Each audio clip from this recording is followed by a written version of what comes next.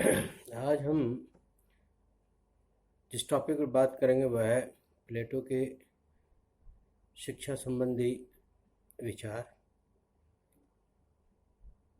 या शिक्षा संबंधी योजना।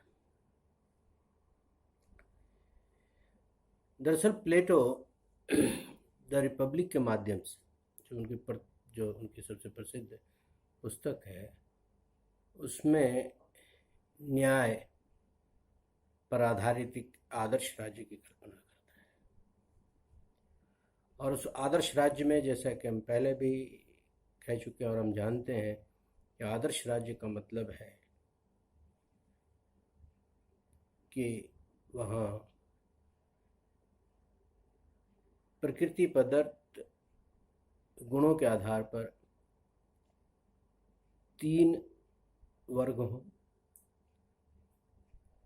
शासक वर्ग, रक्षक वर्ग और उत्पादन वर्ग। तीनों वर्ग बिना किसी वर्ग के कार्यों में हस्तक्षेप किए केवल अपने कार्य पर ध्यान केंद्रित रखें, अपने कर्तव्यों का निष्ठापूर्वक पालन करें, तभी जाकर के एक आदर्श नैतिक और आध्यात्मिक समाज या राज्य का निर्माण किया जा सकता है, जिसमें किसी भी प्रकार की कोई व्याधि न हो, कोई कमजोरी न हो, कोई समस्या न हो। राज्य की इस योजना को अंजाम तक पहुंचाने के लिए प्लेटो जो सबसे महत्वपूर्ण योजना प्रस्तुत करता है, जिसके माध्यम से इन तीनों वर्गों को न केवल उनके गुणों को पहचानने में उनकी सहायता करें, बल्कि उन गुणों के आधार पर कर्तव्यों के निर्वहन को सीखने में भी सहायता करे और उन कर्तव्यों के पालन में भी सहायक हो। कुल मिलाकर के व्यक्ति को कर्तव्यनिष्ठ बनाने, जो राज्य की एकता और सामंजस्य के लिए बहुत ही आवश्यक है, उसको सिखाने का या उसको व्यक्ति में भरने का, डालने का जो दायित्व इस योजना पर उन्होंने डाला, वो था उसका शिक्षा का सिद्धांत। और शिक्षा संबंधी विचारों को उन्होंने इतने विस्तार से लिखा कि प्रसिद्ध फ्रांसीसी विद्वान रूसो द रिपब्लिक को राजनीति पर नहीं बल्कि शिक्षा शास्त्र पर लिखा जाने वाला सर्वोत्कृष्ट ग्रंथ के रूप में स्वीकार किया। प्लेटो ये मान करके चलता है कि केवल लोगों में प्राकृतिक गुणों का होना पर्याप्त नहीं है, बल्कि उन गुणों को निखारना और उन गुणों से जुड़े हुए कर्तव्यों को पहचानना, उन कर्तव्यों को आत्मसात करना, उन मूल्यों को आत्मसात करना, उसके आधार पर कर्तव्यों का निर्वहन करना, ये सारे कार्य यदि कोई कर सकता है तो वह शिक्षा संबंधी सिद्धांत। तो सबसे बड़ी चुनौती थी कि एक ऐसे शिक्षा प्रणाली की जो व्यक्ति के चारित्रिक, मानसिक, शारीरिक सभी प्रकार के विकास को सुनिश्चित करे, ताकि आदर्श राज्य की निर्माण में नागरिकों से जो अपेक्षित जो उनकी भूमिका है, उन भूमिका का निर्वहन करने में वो पूरी तरह से सक्षम बन सके। इसका दायित्व राज्य प्रथा और राज्य इस कार्य को शिक्षा पद्धति के माध्यम से करना चाहता है। अब दूसरा प्रश्न आता है कि कैसी शिक्षा प्रणाली जो राज्य के इन उद्देश्यों को प्राप्त करने में राज्य की सहायता करे। इसके लिए उन्होंने दो प्रकार की शिक्षा पद्धति जो प्रचलित थी उसका अध्ययन किया। पहली शिक्षा पद्धति थी एथेंस की और दूसरी स्पार्टा की। दोनों ही शिक्षा पद्धति का उन्होंने गहन अध्ययन किया और दोनों ही शिक्षा पद्धति को गुणों को मिला करके समाविष्ट करके एक नई शिक्षा पद्धति जो उनके राज्य को सूट करती है, कि राज्य की आवश्यकताओं को पूरा कर रही थी, उनको लोगों के सामने रखा। सबसे पहले हम देखें किस प्रकार की शिक्षा प्रणाली प्लेटो के काल में प्रचलित थी। तो पहला था एथेंस की शिक्षा प्रणाली। एथेंस की शिक्षा प्रणाली में राज्य का कोई हस्तक्षेप नहीं था। शिक्षा पूर्णतः परिवार का दायित्व था और परिवार अपने सामर्थ्य के अनुसार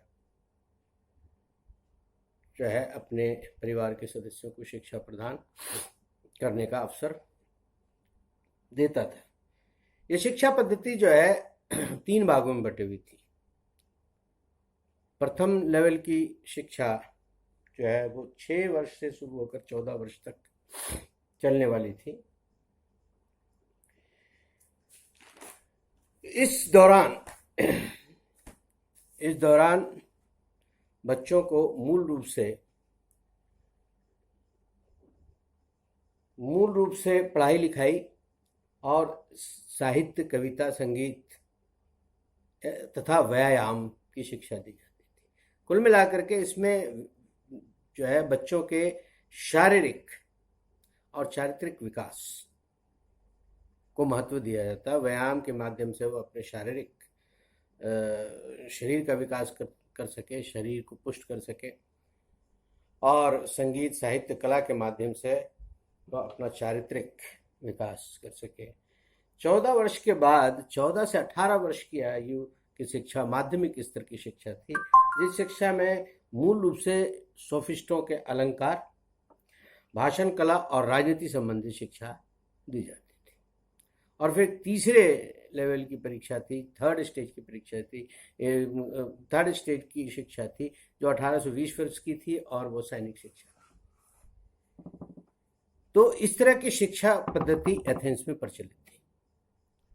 लेकिन इसका मूल आधार क्या था कि एथेंस की शिक्षा पद्धति बहुत ही एलैबोरेट थी, व्यापक थी, जिसमें व्यक्ति के शारीरिक मानसिक प्रशिक्षण के साथ साथ उसका जो है चारित्रिक प्रशिक्षण, तीनों चीज़ें इसमें शामिल थी। लेकिन ये मूलतः राज्य से इसका कोई लेना देना नहीं था, ये मूलतः पारिवारिक दायित्व था।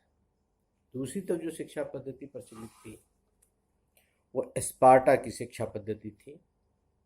स्पार्टा की शिक्षा पद्धति का जो सबसे महत्वपूर्ण विशेषता थी वो थी कि वो राज्य द्वारा नियंत्रित शिक्षा पद्धति थी। राज्य का दायित्व था कि प्रत्येक नागरिकों की शिक्षा सुनिश्चित करें। दूसरी महत्वपूर्ण विशेषता थी कि वहां स्त्री और पुरुष को समान शिक्षा दी जा रही थी, और शारीरिक शिक्षा भी स्त्रियों के लिए अनिवार्य थी। लेकिन समस्या ये थी उस शिक्षा पद्धति के साथ कि उनकी पूरी शिक्षा पद्धति राज्य को सैनिक प्रदान करने के लिए थी या राज्य की सुरक्षा को सुनिश्चित करने के लिए थी। नागरिकों के या व्यक्तियों के मानसिक और बौद्धिक विकास के लिए उसमें कोई जगह नहीं थी। इस तरह से 2 शिक्षण प्रणाली प्रचलित थी। इन दोनों शिक्षण प्रणाली को मिला करके और एक नवीन शिक्षा प्रणाली या शिक्षा व्यवस्था प्लेटो ने लोगों के सामने रखी। प्लेटो की शिक्षा का मूल उद्देश्य जो है वैसे तो शासक वर्ग को ट्रेन करना था, लेकिन यदि हम उसकी शिक्षा पद्धति को देखें तो बहुत एलैबोरेट थी।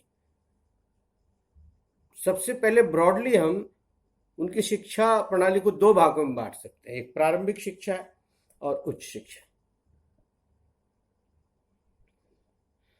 प्रारंभिक शिक्षा में उनकी शिक्षा 6 वर्ष से लेकर के 20 वर्ष तक चलती है। लेकिन इस प्रारंभिक शिक्षा को भी उन्होंने 2 भागों में बांटा। एक शिक्षा का स्टेज था जो 6 वर्ष से लेकर के 18 वर्ष के बीच तक चलती है, और इस अवधि में व्यक्ति के लिए जो विषय वस्तु चुने गए, जो पाठ्यक्रम चुने गए हैं, वो साहित्य, कविता, संगीत के साथ साथ व्यायाम की शिक्षा। दरअसल इस पीरियड में नागरिकों के लिए शारीरिक और चारित्रिक, ठीक उसी प्रकार जिस प्रकार से एथेंस में प्रचलित थी, उसके विकास की योजना है। लेकिन यहाँ पर शारीरिक शिक्षा को थोड़ा सा केवल शरीर को पुष्ट नहीं करना है, शरीर को जो है शक्तिशाली और बलिष्ठ नहीं बनाना है, परंतु कुछ गुण को भी जो है समाहित करना है, जिसमें साहस, धैर्य, सहिष्णुता, ये सारी चीजें, ये गुण जो है उसको भी ग्रहण करना है, और साथ साथ चारित्रिक दृढ़ता, चाहे चरित्र को भी विकसित करना। उसके लिए उन्होंने मुख्य रूप से संगीत और साहित्य को जगह दी। 18 वर्ष तक चलने वाली शिक्षा के बाद 2 साल की अनिवार्य शिक्षा सभी लोगों के लिए, 18 से 20 वर्ष की, ठीक उसी तरह जिस तरह से एथेंस में थी, वो सैनिक शिक्षा दी जाती है। यहाँ पर आकर के प्रारंभिक शिक्षा समाप्त हो जाती है। प्रारंभिक शिक्षा समाप्त हो जाती है और इसके बाद जो शिक्षा चलने वाली है वो उच्च शिक्षा है। इसीलिए 20 वर्ष के बाद एक परीक्षा होती है। जो लोग उस परीक्षा में उत्तीर्ण होते हैं वही लोग उच्च शिक्षा प्राप्त कर सकते हैं, और जो लोग अनुत्तीर्ण हो जाते हैं वो मूलतः रक्षक वर्ग और उत्पादक वर्ग के कार्यों को निष्पादित करते हैं। उत्पादक वर्ग और रक्षक वर्ग की शिक्षा यहाँ पर समाप्त हो जाती है, और उच्च शिक्षा केवल और केवल शासक वर्ग के लिए रहती है। तो उच्च शिक्षा के भी 2 पार्ट हैं, 2 हिस्से हैं। उच्च शिक्षा 20 वर्ष से लेकर के 30 वर्ष तक चलती है। कहने का मतलब 10 वर्ष का अंतराल है। 10 वर्ष की शिक्षा दी जाती है उच्च शिक्षा। इसमें मूल रूप से गणित, ज्योतिष शास्त्र और तर्कशास्त्र पढ़ाए जाते हैं, जो लोगों की तार्किक और बौद्धिक शक्ति को विकसित करने में सहायता दी। 10 साल की रिगरस पढ़ाई के बाद फिर एक परीक्षा होती है, और जो परीक्षा में अनुत्तीर्ण होते हैं वो साधारण अधिकारी के पद पर नियुक्त होते हैं, और जो उसमें उत्तीर्ण हो जाते हैं उनके लिए फिर से 5 वर्ष की शिक्षा दी जाती है। और ये शिक्षा में जो मूल पाठ्यक्रम है उसमें द्वंद्ववाद की शिक्षा है। द्वंद्ववाद वो पद्धति है जिससे सत्य को जाना जा सकता है, जिससे विचार के शुद्ध रूप को जाना जा सकता है। और दरअसल शासक वर्ग की इन्हीं गुण के कारण प्लेटो शासक वर्ग को निरंकुश शक्तियां प्रदान करता है,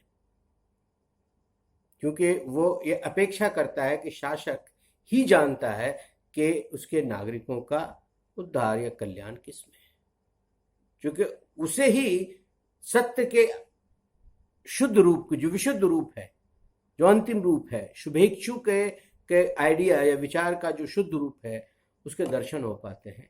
और वही जानता है कि लोगों को किस मार्ग पर ले जाया जाए जिससे उसका नैतिक आध्यात्मिक उन्नयन हो सके। तो 5 वर्ष की द्वंद्ववाद की शिक्षा के बाद फिर वो वहाँ से निवृत्त होते हैं और वो शासन के कार्यों में अपना योगदान देते हैं। लेकिन शिक्षा यहाँ पर समाप्त नहीं होती। ये सैद्धांतिक शिक्षा 35 वर्ष तक प्राप्त करने के बाद अगले 15 वर्ष वो व्यवहारिक रूप से इस सैद्धांतिक शिक्षा के आधार पर शासन का संचालन करते हैं, और इस दौरान वो व्यवहारिक अनुभव प्राप्त करते हैं, व्यवहारिक गुणों को ग्रहण करते हैं, और 50 वर्ष के बाद वो फिर व्यवहारिक कार्य को त्याग करके और फिर जो है वह सत्य की खोज में लग जाते हैं। और तो इस तरह से जो है प्लेटो की शिक्षा प्रणाली अनवरत चलने वाली, जीवन पर्यंत चलने वाली एक प्रक्रिया है। तो ये साधारण रूप में प्लेटो का शिक्षा की व्यवस्था की रूपरेखा है। इसके कुछ विशेषताएं हम यदि इसमें ढूंढने की कोशिश करें तो क्या है जिसका आज भी बहुत महत्व है।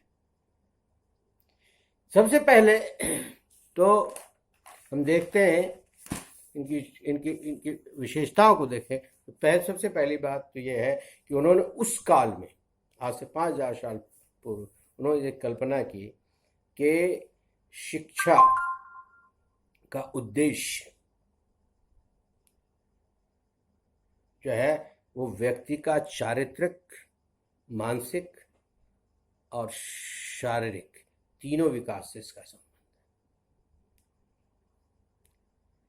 और इसीलिए उन्होंने शिक्षा को एक अनवरत चलने वाली प्रक्रिया के रूप में स्वीकार किया, और इसीलिए उन्होंने पाठ्यक्रम भी इस प्रकार से चुने कि उचित आयु में उचित प्रकार के पाठ्यक्रम का उन्होंने निर्धारित किए।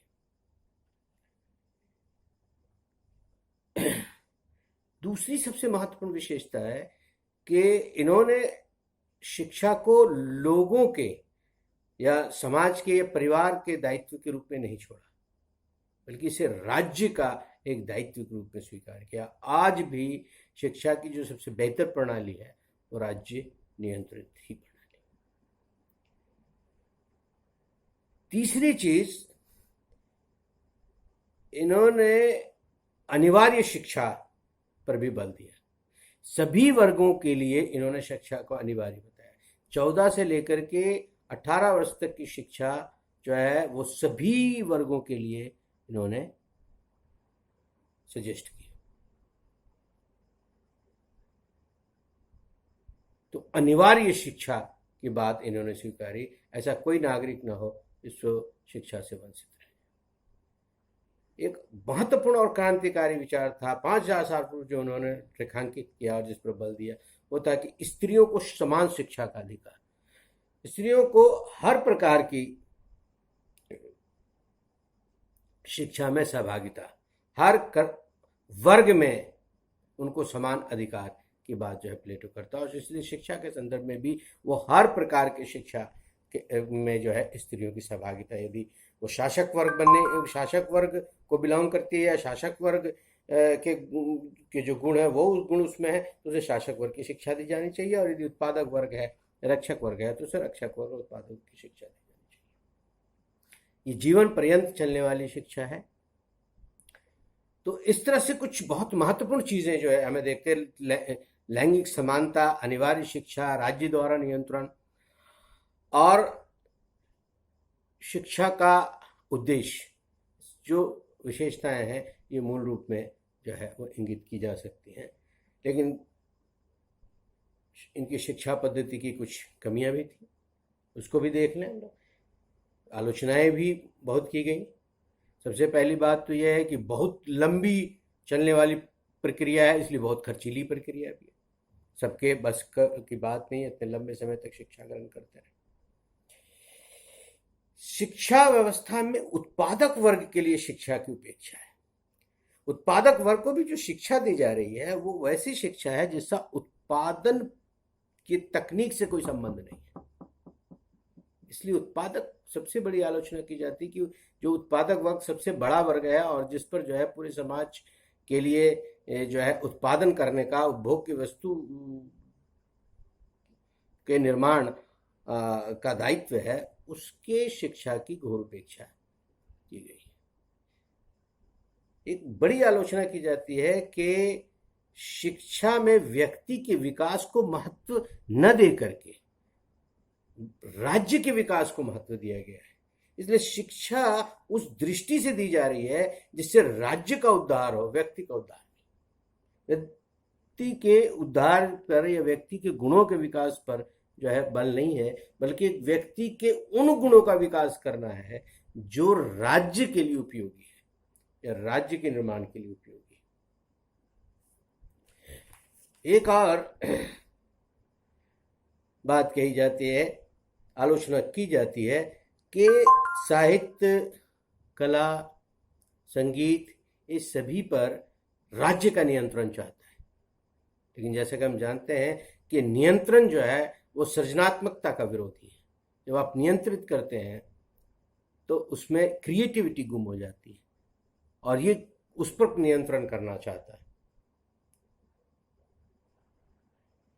जो कि आधुनिक दृष्टिकोण से, आधुनिक कला के विचार से ये उचित नहीं है। एक और बात है कि 35 साल तक शिक्षा प्राप्त करने के उपरांत व्यक्ति में कुछ नवीन करने की का उत्साह जो है, नवीन करने का उत्साह, कुछ नयापन, कुछ क्रिएट, ऐसी चीज क्रिएट करें जो पहले नहीं थी, ऐसा उत्साह नहीं रह जाता। तो इस तरह की कुछ आलोचनाएं हैं, लेकिन इन सारी आलोचनाओं के बावजूद प्लेटो के शिक्षा के सिद्धांत के महत्व को नकारा नहीं जा सकता।